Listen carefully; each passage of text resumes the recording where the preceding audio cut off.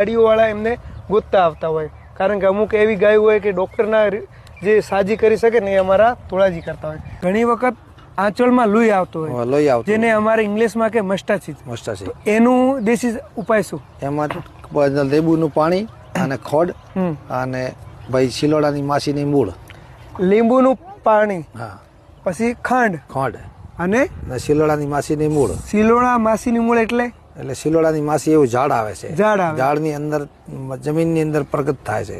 અચ્છા, એની જોડ લઈને પછી કાપી. શિલોડા માસીની મૂળ એક એવું ઝાડ આવે છે, એ લેવાનું, પછી લીંબુનું પાણી અને ખોડ આ બધું ભેગું મિક્સ કરીને વાટવાનું અને પછી ગાયને પાવાનું. મસ્ટાસીસ માટે જે ગાયોના ખૂન આંચળમાંથી ખૂન નીકળતા હોય એમના માટે તોળાજી આપણને દેશી ઉપાય બતાવી રહ્યા છે કે લીંબુનું પાણી, ખોડ અને શિલોડા કે જે ઝાડ આવે છે એ હું તમને કમેન્ટમાં પણ આપીશ, એનું પૂરું નામ માહિતી લઈને.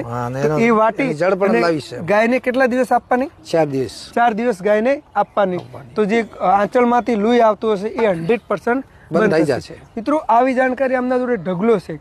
તો જે મિત્રોને જે પણ પ્રોબ્લેમ છે તમે કમેન્ટમાં લખજો, આપણે એના સ્ક્રીનશોટ લઈશું અને ફરીથી આપણે તોળાજી જોડે રૂબરૂ આવશું અને એમની જોડે વાત કરીશું કે ભાઈ આનું દેશી દવા શું છે. ઠીક છે ને? શું થશે? તો જય ગો માતા, જય ગોપાલ. વળી આપણી મુલાકાત તોળાજી જોડે થશે. તો વિડીયો તમને પસંદ આવે તો શેર કરજો, કારણ કે એના વિડીયોથી આપણે કેટલાક પશુપાલકોને ફાયદો થશે.